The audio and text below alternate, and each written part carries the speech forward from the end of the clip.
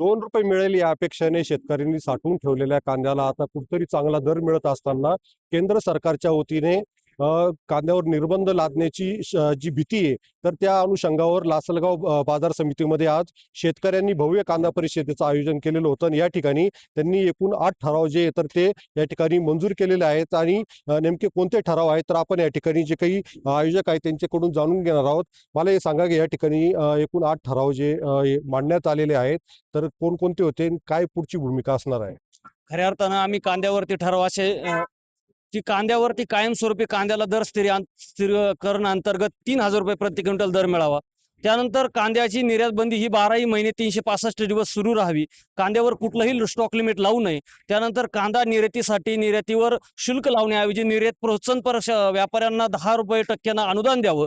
त्यानंतर कांदा उत्पादकांचा कांदा हा नेहमी वर्षभर कुठल्याही बाहेरच्या मार्केटमध्ये विकला गेला पाहिजे. कांद्यावरती निर्यात बंदी कधीही लादली नाही गेली पाहिजे. असे 7-8 ठराव आम्ही पारित केलेले आहे. मी सरकारला विनंती करतो की कांदा इथून मागं 2-3 वर्षापासून पूर्वी कांदा हा ₹5-6 किलो दराने विकत होता. त्यावेळी तुम्ही कुठलीही काही उपाययोजना केल्या नाही, आम्हाला कुठेही अनुदान दिलं नाही, काहीच दिलं नाही. आता थोड्याफार प्रमाणात आमचा कांदा थोड्याफार चांगल्या दराने विकतोय, तर तुम्ही यावर काहीही तोडगा काढू नका आणि तुम्ही आता शांत जे बघ्याची भूमिका इथून मागे घेतली तीच भूमिका आता इथून पुढे घ्यावी अशी आमची एक इच्छा आहे. त्यामुळे सरकारला विनंती, तुम्ही जर काही उपाययोजना केल्या तर आम्ही तीव्र आंदोलन जंतर मंतरवर केल्याशिवाय राहणार नाही.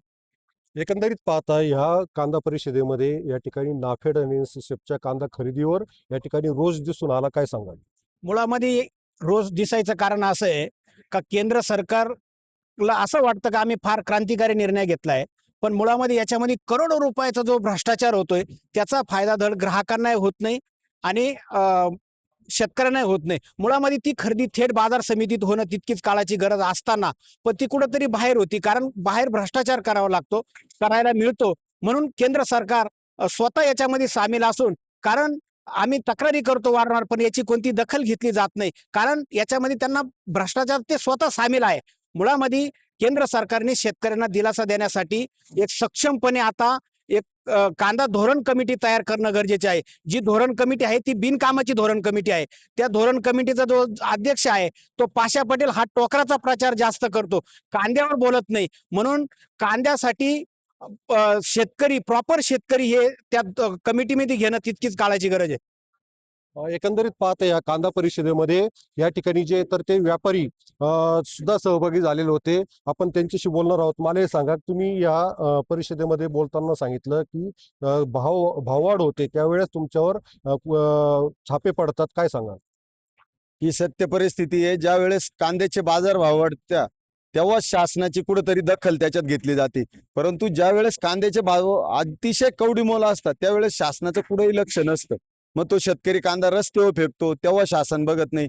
अतिशय 2-5 रुपयांनी विकतो. गेल्या वर्षीच कांद्याचे तुम्ही बघा ना बाजारभाव तुमच्याकडं, म्हणजे शासनाकडे आकडेवारी 2-5 रुपयांनी अक्षरशः कांदा विकलाय. बऱ्याच शेतकऱ्यांनी आपला कांदा रस्त्यावर फेकलेला आहे. मग त्यावेळेस का आमच्यावर निर्बंध लावले जात नाही? त्यावेळेस का आम्हाला स्टॉक लिमिट लावलं जात नाही? त्यावेळेस का आमच्यावर इन्कम टॅक्सचा रेट होत नाही? आणि ज्या वेळेस कांद्याचे बाजार भाव वाढले का लगेच निर्यात बंदी, त्याच्यावर इन्कम टॅक्सचा रेट असेल, इतर त्यानंतर आपलं स्टॉक लिमिट असेल, असे जे लादले जाते ना, तर त्या भाव वाढल्यानंतर नाही लादला जाता. ज्यावेळेस बाजार भाव कमी असतात तेव्हा सुद्धा शासनाने आम्हाला निर्बंध घातले पाहिजे. एकंदरीत पाहता जे कांद्याचे बाजारभाव वाढत आहे तर त्यावर कुठलेही निर्बंध घालू नये आणि जे काही 8 ठराव मंजूर केलेले आहेत तर त्या ठरावाची जी दखल केंद्र आणि राज्य शासनाने घेतली पाहिजे. न घेतल्यास जंतर मंतरवर तीव्र आंदोलन करण्याचा इशारा या ठिकाणी देण्यात आलेला आहे. उमेश पारिक, TV9 मराठी, लासलगाव, नाशिक.